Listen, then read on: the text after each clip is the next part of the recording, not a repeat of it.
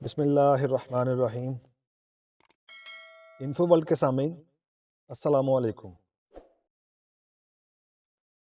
عبداللہ jail warden فرماتے ہیں 31 اکتوبر 1929 کو جب غازی علم دین شہید کو پھانسی ہونا تھا، اس سے ایک روز پہلے میں حسب معمول غازی صاحب کی کوٹھڑی کا پہرا دے رہا تھا۔ پیدل چلتے ہوئے میں کوٹھڑی سے ذرا فاصلے پر عام قیدیوں کی بیرک کی طرف آ گیا۔ مڑ کر کیا دیکھتا ہوں کہ غازی کا کمرہ خوبصورت اور دلکش روشنیوں سے بھر گیا ہے۔ میں یہ سمجھا کہ شاید غازی علم دین شہید نے اپنے کمرے کو آگ لگا لی ہے۔ اتنے میں کیا دیکھتا ہوں کہ نور کا ایک بادل ہے جو تیزی سے آسمانوں کی طرف چلا گیا۔ چنانچہ میں نے بھاگم بھاگ غازی صاحب کی کوٹھری کی طرف بھاگا۔ اندر گیا تو کیا دیکھتا ہوں کہ پورا کمرہ بہترین اور مسحور کن خوشبوؤں سے معطر اور منور تھا۔ غازی رحمۃ اللہ علیہ حالت سجدہ میں زار و قطار رو رہے تھے۔ تھوڑی دیر بعد اٹھے تو میں نے ان کی قدم بوسی کی اور خود بھی بے اختیار رونا شروع کر دیا۔ پھر میں نے عرض کیا، غازی صاحب یہ کیا ماجرا تھا؟ غازی صاحب نے کوئی جواب نہ دیا۔ میں نے پھر عرض کیا کہ حضرت آپ یہ اہم راز اپنے سینے میں لے کر نہ جائیں اور اس واقعہ کی تفصیلات ضرور بتائیں۔ بہرحال غازی رحمۃ اللہ علیہ نے میرے بے حد اصرار پر فرمایا، عبداللہ تمہیں معلوم ہے کہ مجھے کل پھانسی ہو رہی ہے۔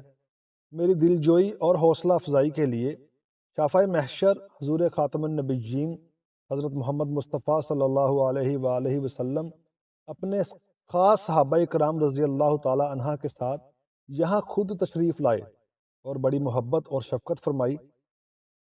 اس موقع پر حضرت علی رضی اللہ تعالی عنہ نے مجھ سے پوچھا کہ تمہیں پھانسی کا خوف تو نہیں ہے؟ میں نے عرض کیا، حضور بالکل نہیں۔ فرمایا، بیٹا اگر کوئی خوف ہے تو آؤ ہمارے ساتھ چلو۔ میں نے پھر عرض کیا، حضور نہیں، ایسی کوئی بات نہیں، میں تو بہت خوش اور مطمئن ہوں۔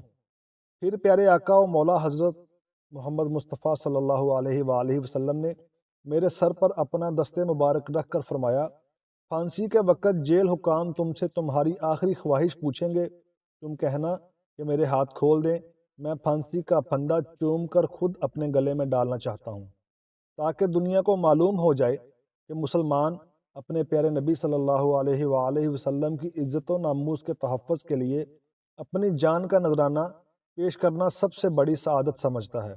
دوسرا یہ کہ تم روزہ رکھ کر آنا، میں تمام صحابہ کرام رضی اللہ تعالی عنہ اور فرشتوں کے ہمراہ حوض کوثر پر تیرا استقبال کروں گا اور ہم سب روزہ اکٹھے افطار کریں گے۔